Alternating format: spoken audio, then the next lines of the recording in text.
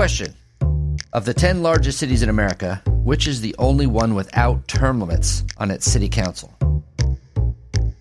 I'll give you a hint. It's also the most corrupt city in the country. Hi, I'm Philip Blumel. Welcome to No Uncertain Terms, the official podcast of the Term Limits Movement for the week of June 27th, 2022. Your sanctuary from partisan politics. Of course, I'm talking about Chicago, where, once again, activists, including former Governor Pat Quinn, are gearing up for a battle to impose term limits in the Windy City. Joining me to discuss it is U.S. Term Limits Executive Director Nick Tomboulides. Hey, Nick. Hey, Phil. Let's talk about the big news this week. And what's that? Term limits. Of course. In Chicago, most likely, where the former governor of the state, Pat Quinn, is once again, on the warpath trying to impose term limits on, this time, the Chicago City Council. And, he's tried to impose term limits on the state legislature. Also made it, this is his second big attempt on the City Council. Man, he's a term limits hero for sure. Why can't he get this over the finish line? He's having trouble getting it over the finish line due to a ridiculous legal technicality. Pat Quinn was the guy who got term limits on the ballot in Illinois back in the early 1990s. He created a petition to do it in Chicago back in 2019. He only failed because Chicago has this weird law where the city council can actually crowd out citizen ballot measures by putting their own pretty useless ballot measures on the same ballot. They're only allowed a maximum of 3, and the council can put its own crap on there to crowd out what the citizens want. That is what has impeded Pat Quinn from getting term limits on Chicago mayor. Right, because he him and his group successfully collected the signatures to do this, and just to forestall it, the city council put on their own question, which had something to do with banning plastic straws or something that was, in the headlines at the time. The sole purpose, of course, was to keep the people's initiative off the ballot. So the answer, really, my question is why hasn't even been able to get it across the finish line? It's because of corruption and self-interested politicians in the state. Because he got it on the ballot back in the 90s for the state legislature, collected the signatures and everything, just like he did in Chicago in 2019. And in that case, the Supreme Court shot it down. Supreme Court of Illinois. Yeah. And it's happened since. It happened again in 2014 when another political rival of Pat Quinn, Governor Bruce Rauner, collected the signatures. He went out and did that. I think it was probably somewhere around 1 million signatures to get that on the ballot.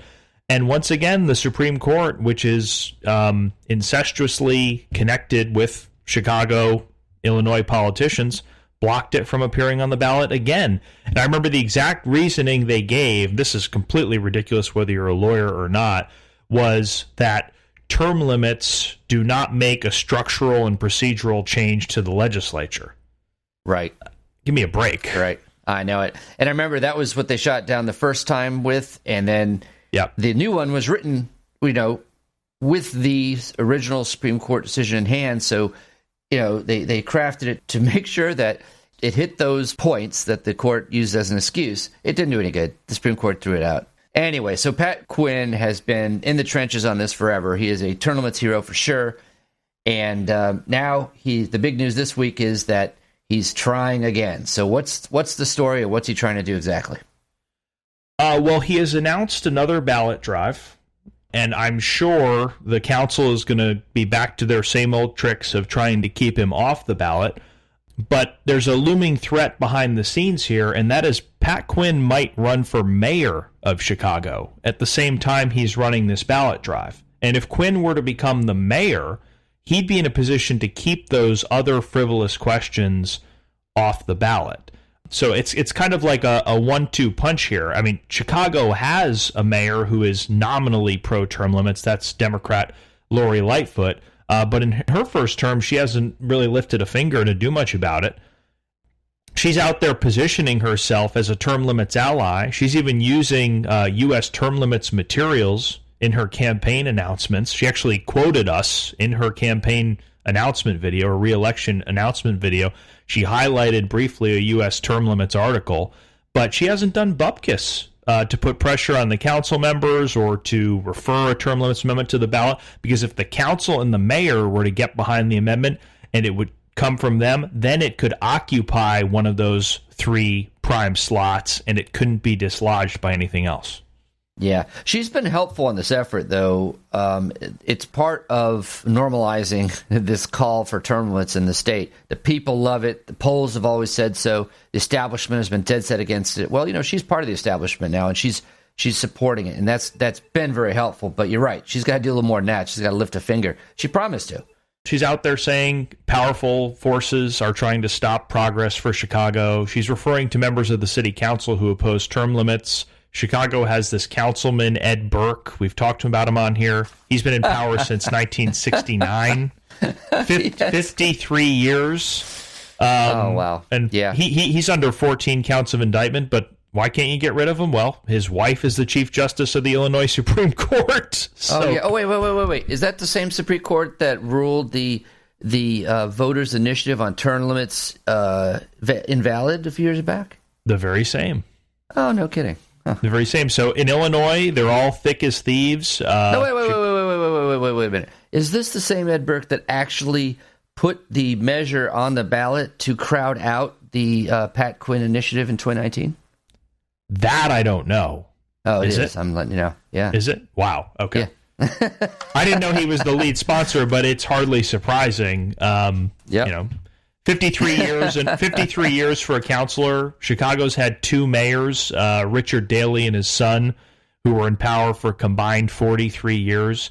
It's nice to see Lightfoot showcasing U.S. term limits, telling people she's for term limits in Chicago, but she's had 3 years to do something about it. So you have to wonder, is it maybe all hat and no cattle? She's talked about it for a while, but talk is cheap. Where are the term limits? Well, I believe Pat Quinn. If he got elected mayor, we'd see some action on this one way or the other. There's no doubt about it. Boy, it's been one of the primary issues motivating him in his entire political career. That, and he's also a big fan of recall, too. That was always part of his package, term limits and recall. Basically giving the people of Chicago and of Illinois some recourse against this the corrupt government that they've been saddled with for so long. What I like about Pat Quinn is, unlike most politicians who lead these types of efforts, he's not afraid to get his hands dirty. Pat, he doesn't go out and play golf and let somebody else, pound the pavement and collect these signatures. He's out there with a clipboard himself, collecting these signatures, talking to people. He's got his sleeves rolled up. He's dripping in sweat. He's out there in 98-degree summer heat getting these signatures, getting the job done. You got to give him some credit for that, because most politicians don't want to get their hands dirty anymore. Mm-hmm. Ed Burke, by the way, alderman, is, of course, as you said, under all these indictments, and his trial's been kicked off into probably, I guess, later this year. He's currently sitting on the council, and he will be an opponent of this, but he may not be there much longer. And first of all, he's up for election. He's also like 200 years old. Yeah. He is the longest serving alderman that Chicago's ever had. So that is interesting, too, because it just fills out the story of him being the chief opponent of term limits on the council, and also under indictment for, guess what, corruption. So perfect story, good versus evil story right there, that's for sure. It is a good story. It is a good story. And, Quinn and Lightfoot are on a potential collision course here. Term limits might be the deciding factor. Whichever one is more proactive on term limits might be the winner. And when that happens, the real winner is the voters of Chicago, the people of Chicago who've put up with way too much for way too long. Oh, yeah. We know they want it. The last polling we have on Chicagoans and term limits is 69% favor of a term limit council. So there you go. And Pat Quinn might be the guy to give it to him. This is a public service announcement. The issue of California Senator Diane Feinstein's declining capacity found its way to an interesting interview on PBS's Amanpour and Company this month.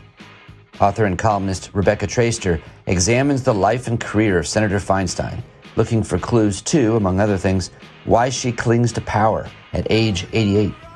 One woman who has continually covered violence against women in her work is writer and author Rebecca Traister.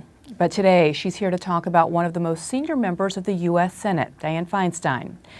In her latest profile, Traister examines the 5-decade career of the 88-year-old politician. What would you say is her North Star in staying in, not just seeking public office, but staying in public office? She really believes in the power of top-down authority as opposed to bottom-up authority. Feinstein believes in the Senate, and the Senate rewards seniority. The way the Senate works, the longer you stay there, the more power you have, which means that the question of Feinstein, for example, the question of whether she would retire in 2018 when she could have and chose to run again and came in for a lot of criticism at 85 for running for another term and was challenged muscularly from the left, but won. In part, what that reflects is that senior Senator Diane Feinstein, who sits on the Appropriations Committee, has the ability to bring her state all kinds of resources, money, and this is a systemic reality in the Senate, and it's certainly not just Diane Feinstein who's been there as long as she has. There are so many of her colleagues who are over 80, Mitch McConnell, Chuck Grassley, Pat Leahy, in part because they gain authority and power to provide for their state. And the state, in turn, appreciates, in some cases, their ability to provide for voters.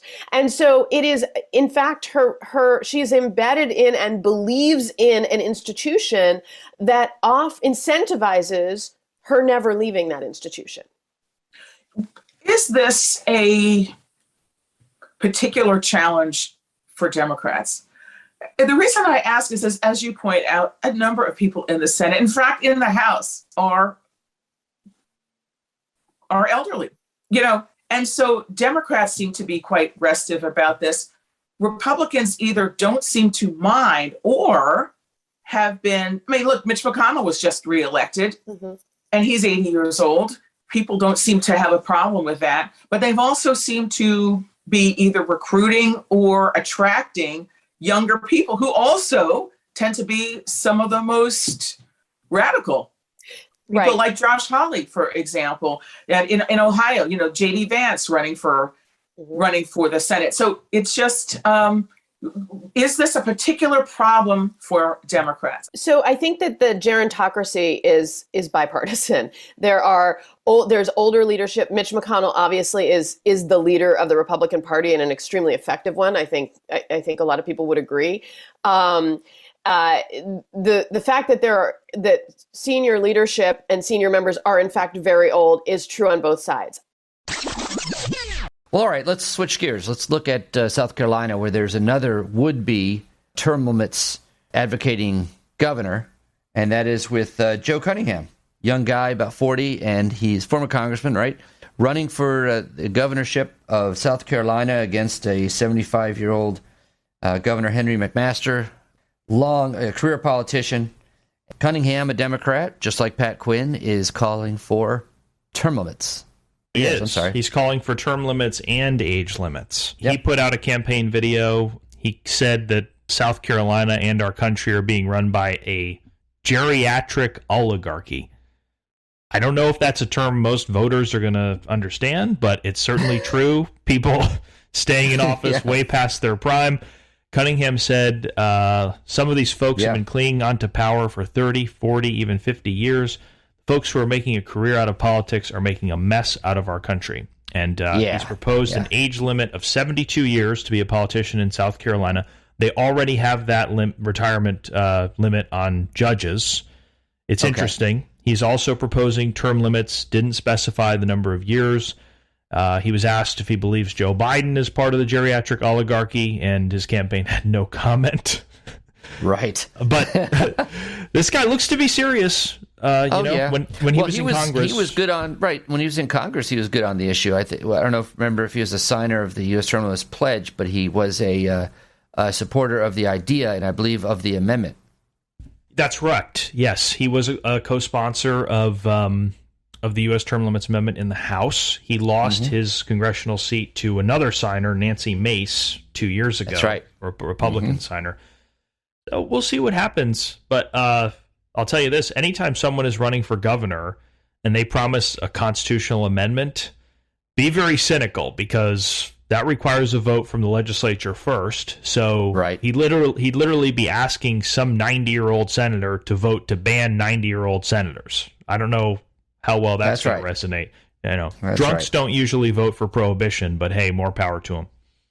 Yep, but it's probably one of the reasons why he won a five-way primary to get to where he is as the nominee. And like I said, he's got some history of activism on this issue, so he's not a Pat Quinn, at least not yet. But I have high hopes for him.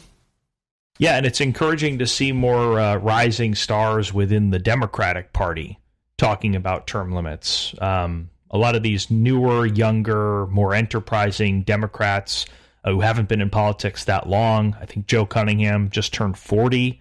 You know, he's got a very bright future. Lori Lightfoot hasn't been elected very long. You've got people like Jared Golden in Maine who are signing the term limits pledge and championing the issue. Jessica Cisneros in Texas, very impressive candidate down there for the House this past election.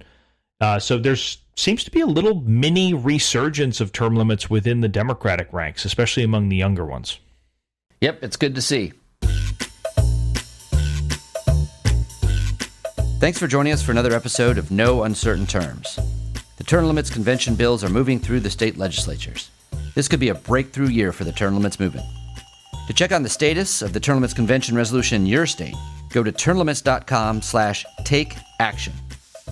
There, you will see if it has been introduced and where it stands in the committee process on its way to the floor vote. If there's action to take, you'll see a Take Action button by your state. Click it. This will give you the opportunity to send a message to the most relevant legislators, urging them to support the legislation. They have to know you're watching. That's termlimits.com/takeaction. If your state has already passed the term limits convention resolution, or the bill's not been introduced in your state, you can still help. Please consider making a contribution to U.S. term limits. It is our aim to hit the reset button on the U.S. Congress, and you can help. Go to termlimits.com/donate. termlimits.com/donate. Thanks. We'll be back next week. The revolution isn't being televised. Fortunately, you have the No Uncertain Terms podcast.